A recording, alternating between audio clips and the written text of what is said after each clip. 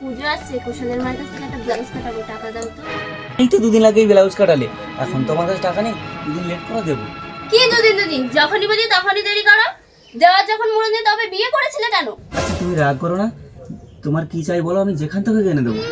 এমন ভাই বলছে রক্ত বিক্রি করে এনে দেবে। দরকার পড়লে তাই এনে দেবো।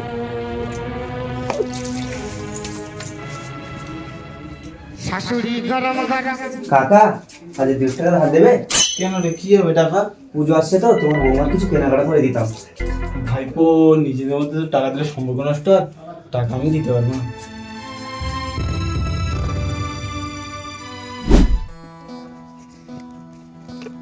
আরে কাকা বসো বসো বসো না বসো। বসবো না, এই শাড়িটা নাও, দুর্গোৎসব করবো। না না না লাগবে না। চিন্তা করো না, তোমার যা লাগবে লজ্জা করবে না, আমি বলি।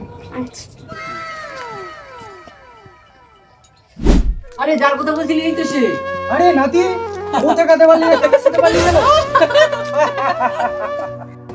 রুম্পা রুম্পা রুম্পা, আরে নাতি, ও টাকাতে পারলি না, টাকা সাথে পারলি না।